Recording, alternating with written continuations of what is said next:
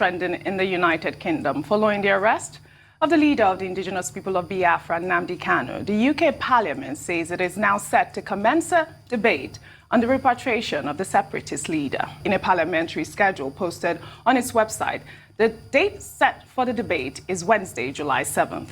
According to the document, Lord Alton of Liverpool will be raising the issue at the House of Lords and will query the Nigerian government on the separatist leader's transfer to Nigeria. The British government had said that Kanu, who was traveling with a British passport, was not arrested within the United Kingdom's territory as controversy continued to trail the circumstances and where Kanu was repatriated from. In another development, by Nigerian security forces in Nairobi. In 2021, Mr. Nnamdi Kanu, a British citizen, was abducted by Nigerian security forces in Nairobi, Kenya. Since his detention, he has been subjected to torture and many other unpleasantries. A United Nations Rights Council report released a damning assessment of Nigeria's government's treatment and called for his immediate release. My right honourable friend from Camberwell and Peckham has worked tirelessly on behalf of Mr Kanu and is urging the Foreign Secretary to do more to secure his release. Nigeria is a Commonwealth nation that receives tens of millions in UK aid.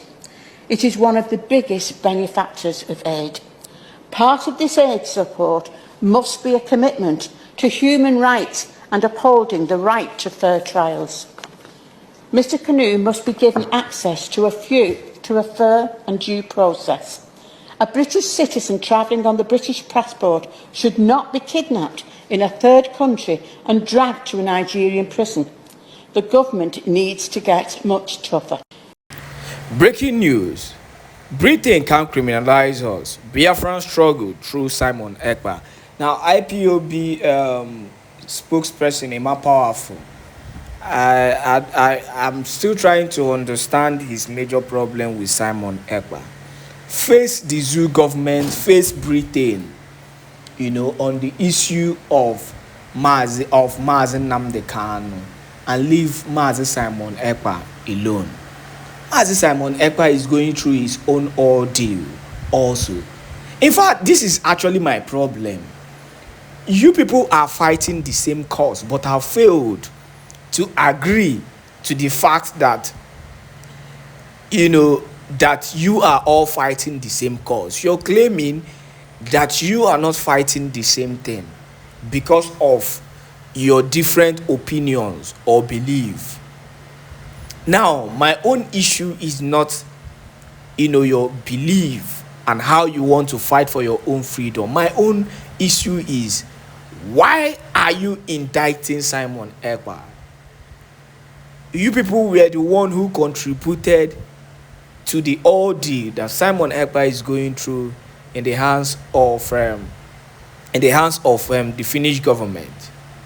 Leave that young man alone. Mazi Nnamdi Kanu's case is pure political, just the same way Mazi Simon Ekpa's case is. And not just only that, so many international communities, including countries, powerful countries like United Kingdom, are involved. Now, I played a video before I started this news, because we're going to go deep into other issues surrounding this whole UK parliamentary thing. They said they were going to discuss about Mazi Nnamdi Kanu in their parliament. Funny enough, that video you're seeing, the second video was a video of 3 years ago, when Mazi Nnamdi Kanu was abducted. Now, if the United Kingdom is being truthful to themselves, why will your own citizen, you claim in that video that he was returning from a travel, then all of a sudden he just got missing, and the next thing we're hearing is that the zoo government abducted him, and you're not saying anything about it? All you claim to do was, you had a parliament, we're going to discuss it in the parliament. After discussing it in the parliament, what then happened? what then happened? That is the big question. Because you discussed it in your parliament. In fact, June 7 of this next year is gonna be his third, I think his fourth year. Yeah, it's fourth year. So what then happened? That is the big question. Now, Kenya, on the other hand, I didn't want to come into the issue of Kenyan government. Kenya, on the other hand, came and also claimed that they don't know what happened to Nnamdi Kanu. In fact, as a matter of fact, Kenya is now blaming the zoo government of abducting Nnamdi Kanu. The same zoo government are coming out to say, we didn't abduct Nnamdi Kanu. We didn't even know how he got here. So the big question is, was he a spirit that brought Nnamdi Kanu to the DSS custody? And who are they trying to deceive? We are no longer moved by these lies again. We are no longer moved by these lies. I wanted to go through the news, on what the IPOB said. But me reading out this news in this platform will just be contradicting a lot of things I've said, because I cannot continue to bring up informations that we continue to indict people I believe in what they are fighting for. If Simon Ekpa is your problem, let the IPOB face it and stop all this nonsense they are doing. You got away with your plans, with the zoo government to petition Mazi Simon Ekpa and Řock, and you did it. You didn't hide it. You were among the people that wrote that petition against Mazi Simon Ekpa. Finally, he got arrested. Yet, you're still dragging him with the issue of Finland, with Britain. Why your major problem is Britain? Britain has done a lot of crazy things to our people, Biafrans. They are fighting against the Biafran freedom. I don't know why. If it's because of the mineral resources, then let them do the right thing. It's actually crazy that they are so interested in fighting against the Biafran freedom. Just the same way we are seeing what France and the rest of them are doing against Burkina Faso. Because of this young man who rose. I made a comment in the last video I posted, in one of the videos I posted, that there is now a call for Africans, to sit up. There's a revolution going. And these powerful countries understands that if Africa can actually unite together and work in unison, there's a big problem for them. Because Africa will take that greatest height. And that is their fear. That is their biggest fear. But on other issues, I want us, to go deeper into this Nnamdi Kanu's whole ordeal, because the court case will be coming up in some few hours. To continue, and we are hoping that something good comes out of it. Please enjoy this video and make sure you share to as many groups and platforms as possible. We are the indigenous people of Biafra, IPOB, under oath, I should say, to restore Biafra.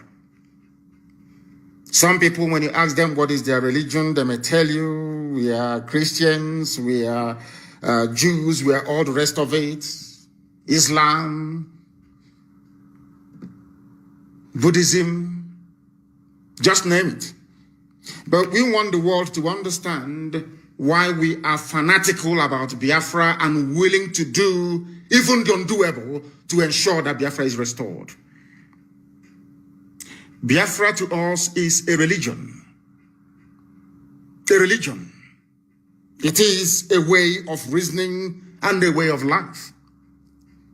We believe that the restoration of Biafra is not in the gift of man to give. No single man can ever give you Biafra. It's impossible.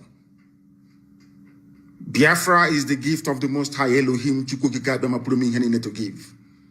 How we prepare and position ourselves on this very earth, both physically and spiritually, will determine if God will love us enough to give us his kingdom on the face of this very earth. That was why in his infinite mercy, Eastern Security Network was established to secure our land. And anybody foolish enough, anybody stupid enough to seek confrontation with us, as I have said previously, before you come to look for us, before you enter into our forest to perhaps die there, because you all will perish anyway. Look at Yemen, look at Somalia, and look at Syria. Let them be at the back of your minds. Whoever is charged with making that very decision to launch an armed confrontation against the Eastern Security Network. I'm saying this to the hearing of the whole world. As you all know me, I do not do anything in secret. Everything we do is out in the open. Anybody foolish enough, because I know the Janjaweed, they're very foolish. You know, the Fulani, they have what I call the mentality or the mindset of Mohammed Siad Barre, the erstwhile president of Somalia. They never reason, they never listen. They are not intelligent enough to understand when the end has come. The only people supporting them is Britain. And we are not going to fool ourselves. Britain does wield a very considerable clout. They are taking our oil in our land. Now they have found gold also in the north. So the zoo has never failed, not once in its entire, should I say, 60-year history, to serve the interest of our colonial masters, those that created us. People say God created. I said to them, you are very, very foolish. God never created Nigeria. Man and their own deed. They are mortal flesh and they are dead. The same way they died is how the zoo is going to die. Nobody can save Nigeria. Nobody can. Because it is written. How I want people, those who are averse to history, don't understand history very well. Those who claim that, you know, the thing about we black people do something and you get accolade or praise from being you've arrived. That's the one thing about our people. You think once they give you one award or the other, once a white man confers that legitimacy or validity on your work or your talent, you feel you've arrived. One major mistake that black people always make. Efforts to divide the East. How has it been possible to keep Nigeria as one, as a failed state that it is, as a terror-ravaged contraption that it is, as an abomination that it is? How have they managed to keep Nigeria together? Look no further than what happened during the End SARS protest. When I preach all the time and I say to black people that your mental weakness, your inability to reason properly is why you are suffering, they say not. They managed to divide those who are protesting by introducing two key elements they know will appeal to their primordial instincts. What are those? Religion and ethnicity. Let me tell you something you don't understand. That is the only instrument the Europeans had to divide and conquer Africa.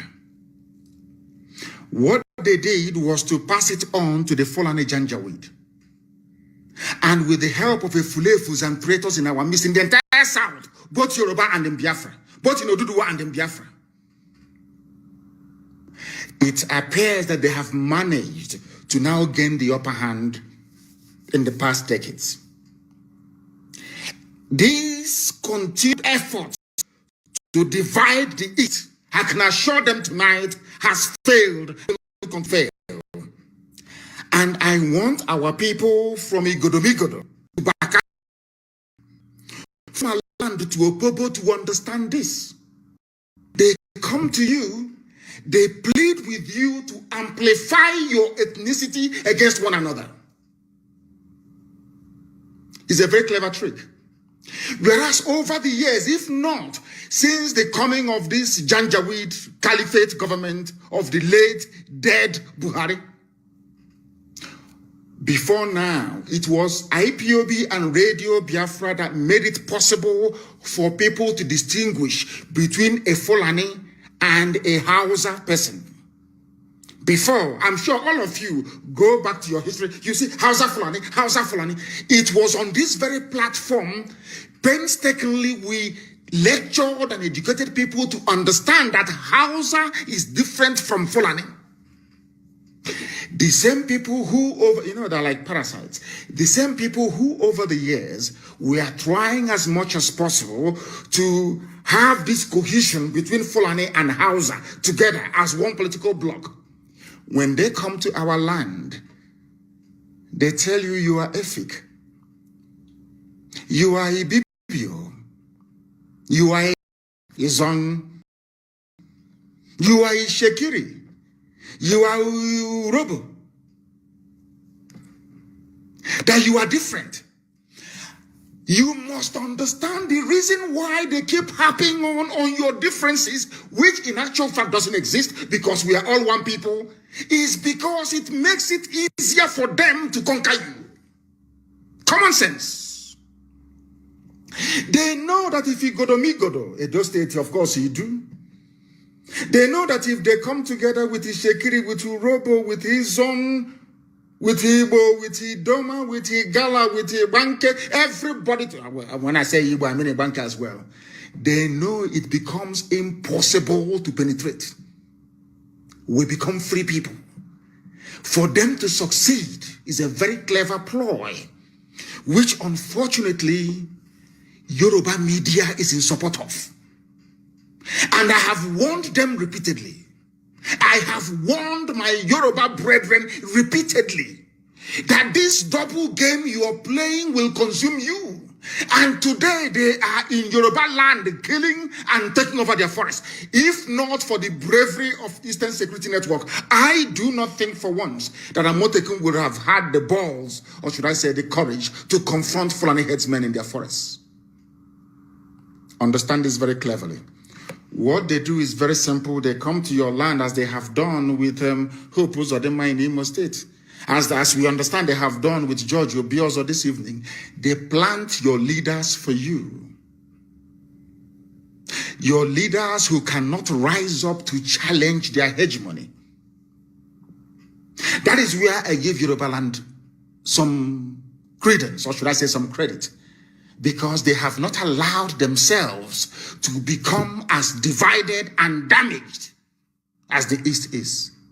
Can you imagine for 1 second? I ask you to ponder this for a second. A Fulani governor is interested in relocating all Fulanis across the Sahel, Nigeria, so that the Fulanis can have a country they can call their own home. In the East, there is a governor. Despite being an Igbo man, speaking Igbo, raised as in Igbo setting, he's saying he's not Igbo. I just want, for one, I don't know how to explain this so that people can understand it. I just want for 1 second for people to sit down and ponder this. It's a very simple, it's not a conundrum, it's very easy to untangle. The person telling you that you are from Niger Delta, The person telling you to accentuate your ethnicity or your tribe, as the case may be. The person telling you that you are not related to an Igbo man. The person telling you that you are not Biafra. The person telling you that Efik is different from even Ibibio. Ibibio is different from Anang. Man telling you this is bringing his brothers and sisters from Senegambia, from Mali, from Niger, as Fulani headsmen, as bandits, as terrorists, to come into our country, into our space, to take it over. You, his counterpart in the East, you are doing your level best to make sure you divide your own people. And when you go to some of these people, they will tell you that divided we fall, united we stand. And that was a very clever thing they did. And that was how they managed to divide us, weakening us and making it easier for them to plant Hopos or them without election as Imo State governor, and now to plant George Obiozo as Ohaneze president. I'll get to that later on. Britain knew that the light of Africa will come from the land of Biafra. They all know it all over the world. As I told you earlier, 2 years ago, I told you that I was at a meeting with UN officials in Geneva. And one of them said to me, it is not that we don't talk about Biafra or want our member states or nations to understand what is going on in the land of Biafra. But as soon as we mention the word Biafra, they all get up and walk away from the room. I announced it here live on this very platform, Radio Biafra. Some of you didn't actually absorb it. Some of you don't know the obstacle that Biafra is facing. You think Biafra is easy to get. No, it is not. No, not at all. The enemies we have outside is uncountable, not because we have done anything wrong, but because Britain realized that with Biafra existing as a free nation, that every black person around the world will become free. They understand that. It's just like when you go to a stream and you don't want people to drink the water coming from that very stream. You go to the source of the water and you pollute it. Because if you come downstream and you pollute it, people can still go to the middle or even to the front to go and fetch clean water. So if you don't want people to drink from a particular stream, you pollute it from the source. They know that the source of freedom for black people, both those in North America, those in South America, those even in Papua New Guinea, those everywhere around the world, they know that Biafra is the key. A free Biafra means that black people all over the world will become free. That was why I said that Biafra is the last miracle. I want you to understand this. All of these obstacles cannot stop us from getting Biafra. It cannot. Instead, it emboldens us. Because the more difficult the process of emancipation, the more enjoyable the outcome when finally freedom comes. If we don't do something, I'm telling everybody, both those in the Middle Belt, those in Yoruba land, go and write down everything I have said in the past. Try and, compare it to what is happening now. You see that we have always been right. If we do not act now, we will become more fragmented. They will conquer us and extinguish us from the face of the earth. As I told you, the Hausa race no longer exists, only by language. Hausa people have nothing now as we speak. They have nothing, only their language. Hausa people no longer have any discernible political system. They have no hold over their future or their lives. They can answer Malam all they like, but their traditional rulers forever and ever will remain an emir. And an emir is a Fulani. In other words, apart from the language, it has now dawned on them. That is why Fulani have now taken to the front seat. And you cannot hear Hausa people even complaining. They know they are finished. They know they are gone. How did they succeed in doing this? Even before the white man came, the Fulani succeeded in dividing the Hausa peasants from their kings, deceived them, took Sokoto from them, and the rest of Hausa land. The only place they couldn't take is present-day Borno, and you can see how they're fighting tooth and nail to take it. Kanu Borno said no. And they're fighting. And they are free, of course, to a limited extent. That is what we all need to do. Therefore, anybody who comes to you to preach one Nigeria, you must go back to educate that very fool. I keep saying it. Anybody who believes in one Nigeria cannot be regarded as an educated person. For the very simple reason, I wrote this a few days ago. You cannot claim to be equal to a white man. A white man can come to Africa to create a country for you, black people in Africa, which means that all of you are incapable of creating a country for yourselves. That is what it means. You have surrendered your future to them. That's number one, for those who believe in one Nigeria. Number two, if you have any self-worth, any self-respect, any regard for human dignity, there is no way you will allow somebody to come all the way from Europe to build a country for you in Africa. I give you a very simple example. There is a place called India. I'm sure that some of you know that India used to be comprised of, I think it's Bangladesh, India itself, Pakistan, Kashmir, and is it Bengal? But this is how human beings reason. And the selfishness you have in the Nigerian political system today did not start today.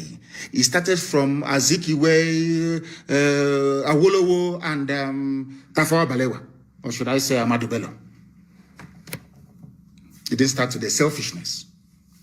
Why do I say selfishness? Because in India, where you have people, or should I say leaders that loved their people, what did they do? What did they do, I ask you? Upon Britain leaving India, they came together and said, we are not compatible. India, you are predominantly Hindu people. We in Pakistan, we are predominantly Muslims. There is no way we can coexist in the same country.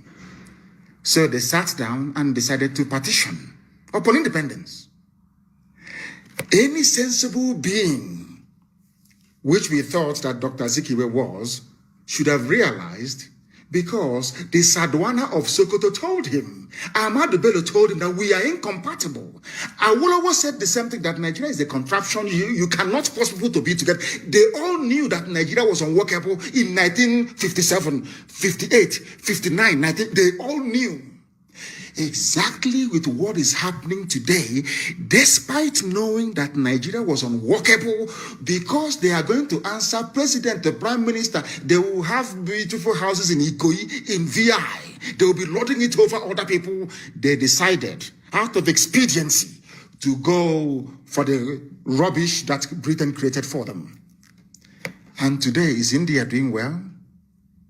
Pakistan, that is now offering to come and help the zoo to fight insurgency. I hope all of you can understand all of this. I hope you're following what I'm saying. Because in Africa, you people are not human beings. The white people, they see you, or should I say, they see you as animals. Forget all the pretense. Africa, you're part of Commonwealth. You are not.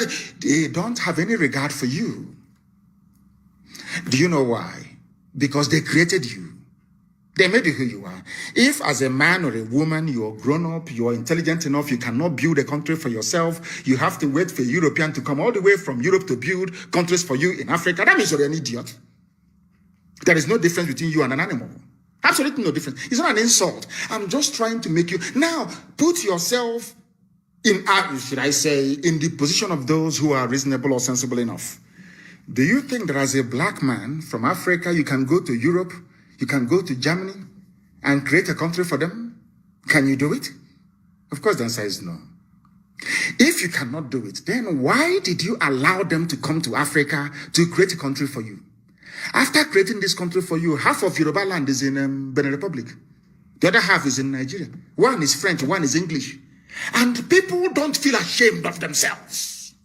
There is no pride. There is no shame. People are not ashamed of themselves.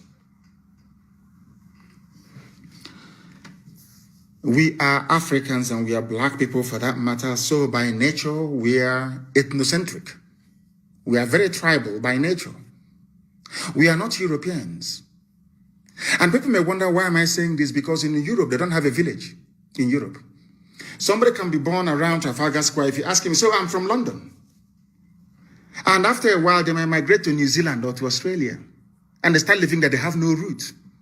This is something that Britain has been trying to destroy in Africa for very many centuries. You people don't understand this. The fact that we have a village we go back to, we say, if you ask us where we are from, even if we are born in New York, we say, oh, we are from Umunede. Oh, we are from Abo. No matter where you are born. That is why we migrate like wild beasts every Christmas.